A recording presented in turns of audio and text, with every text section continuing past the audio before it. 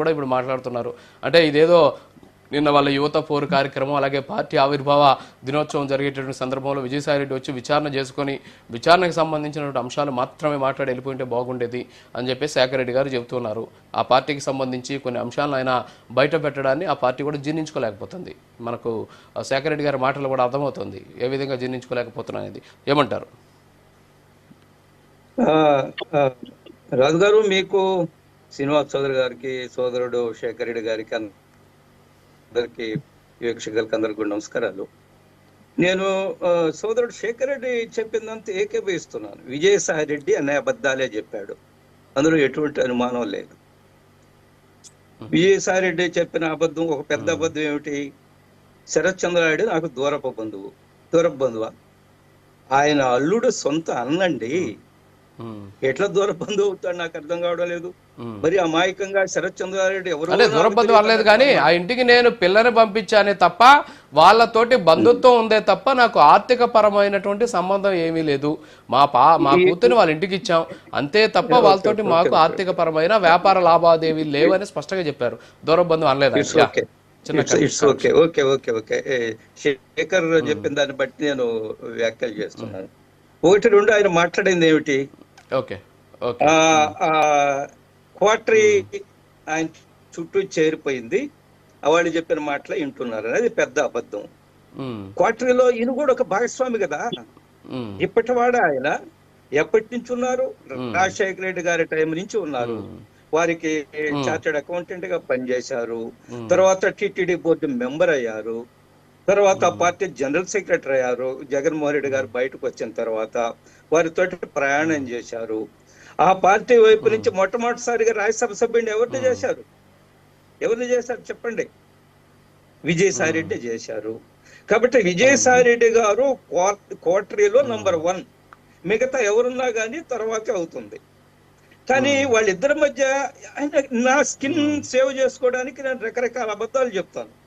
అయితే శేఖర్ రెడ్డి ఒక విషయం చెప్పారు, 42,000 కోట్లు అన్నారు, అంత అవినీతి జరగలేదు, 12,000 కోట్లు మాత్రం అవినీతి జరిగిందనే విషయం ఆయన ఒప్పుకుంటున్నారు. 10 రూపాయలైనా 12 రూపాయలైనా గుర్తుపెట్టుకోండి సార్, అవినీతి జరిగింది అనేది మాట్లాడు తప్పుగా వక్రీగా సార్. 1 minute sir, 1 minute.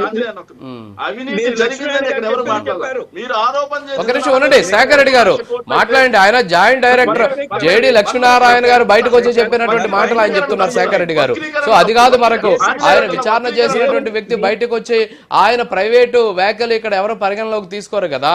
అక్కడ విచారణ సంస్థలు తేల్చి అధికారికంగా తేల్చింది మాత్రమే ఈరోజు బయటకు వస్తాయి. అంతేగాని ఇప్పుడు జేడి లక్ష్మీనారాయణ గారు మాట్లాడారు. సో జేడి లక్ష్మీనారాయణ గారు బయటకు వచ్చి మాట్లాడినా బయటకు వచ్చి చెప్పిన దాన్ని బట్టి అది 12,000 కోట్లు అని చెప్పి శేఖర్ రెడ్డి గారు అంటున్నారు. సరే, ఆ విషయాన్ని పక్కన పెడతాం. క్యారియర్ ఆంజనేయ రెడ్డి గారు అని జరుగుతుంది. సో నేనేమంటున్నా అంటే, జగన్మోహన్ రెడ్డి గారు తప్పులు చేశారా, అవినీతి చేశారా, దర్యాప్తు జరుగుతూ ఉంది. దర్యాప్తు సంస్థలు తేలుతాయి. తప్పు చేస్తే జైలుకి వెళ్తారు, తప్పు చేయకుంటే ఇది చేస్తారు. కానీ ఈ రోజు టాపిక్ ఏమిటంటే విజయసాయి రెడ్డి గారు చేసిన వ్యాఖ్యలు. విజయసాయి రెడ్డి గారు అన్ని అబద్ధాలు చెప్పారనే విషయంలో ఎటువంటి అనుమానం లేదు. ఆయన కోటరీలో భాగస్వామి. ఆయన స్కిన్ కాపాడుకోవడం కోసం బయటకు వచ్చి రకరకాల మాట్లాడుతున్నారు. నా మనసు ఇరిగిపోయిందన్నారు.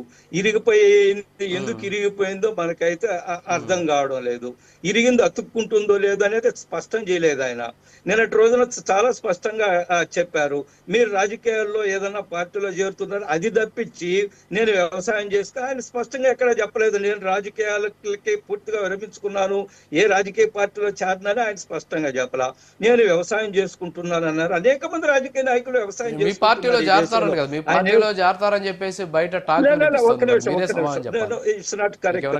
చేరతారా లేదనేది నా దగ్గర సమాచారం లేదు. ఉన్న సమాచారం మేరకు ఆయన చేరడనే విషయం నాకు తెలుసు.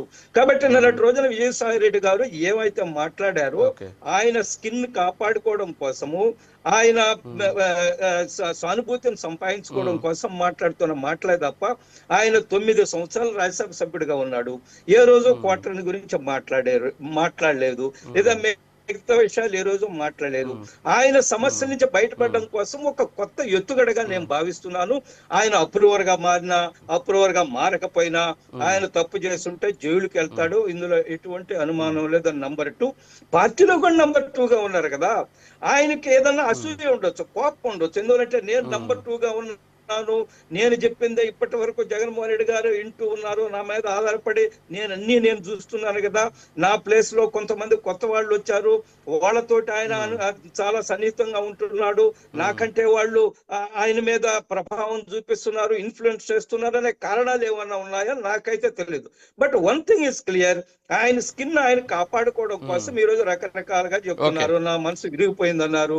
విశాఖపట్నంలో ఎవరు ఆ మనసును ఎవరికి అతికిచ్చారని కూడా మనం వార్తలు చూసాము.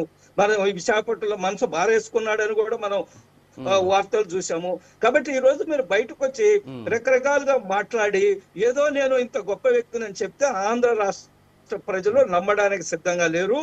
జగన్మోహన్ రెడ్డి గారి పాపాలు చేస్తుంటే అందులో మీరు కూడా భాగస్వాములు, జగన్మోహన్ రెడ్డి అవినీతి చేస్తుంటే అందులో మీరు కూడా ప్రధాన భాగస్వాములు.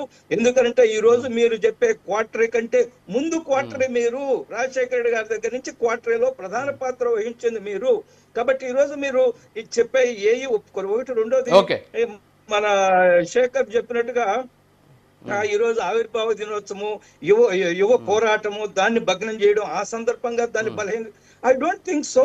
ఆయన చెప్పినంత మాత్రాన మీ యువ పోరాటం పెద్ద ఎత్తున పోతుందని జనం నవ్వుకుంటున్నారు. మీరు పోరాటాలు చేస్తుంటే మీరు 4700 కోట్లు ఆ బకాయిలు పెట్టి బయటకు వచ్చి ఈ రోజు వాటిని ఇవ్వండి, వాటి కోసం పోరాటం చేస్తాము. మీరు ఏ రోజు ఉద్యోగాలు ఇవ్వలేదు, మెగా డిఎస్సి లేదు, అదే విధంగా చెప్పిన మాటలు ఏవి కట్టుబడలేదు, పూర్తి సంపూర్ణ మద్య నిషేధం లేదే నేను ఎన్నికలకు రానని చెప్పారు. ఇవన్నీ ప్రజలు చూస్తున్నారు. మీరు ఈ రోజు ఏం వచ్చి చెప్పినప్పటికీ కూడా ఆంధ్రప్రదేశ్ ప్రజలు నమ్మడానికి సిద్ధంగా లేరు. వాళ్ళు తప్పు చేస్తుంటే ఖచ్చితంగా శిక్ష అనుభవిస్తారు.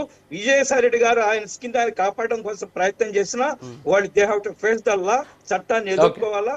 ఈ రోజు ప్రజలు ఎవరు కూడా జగన్మోహన్ రెడ్డి గారు చెప్పిన మాటలు కానివ్వండి, విజయసాయి రెడ్డి గారు చెప్పిన మాటలు కానీ నమ్మడానికి సిద్ధంగా లేరు.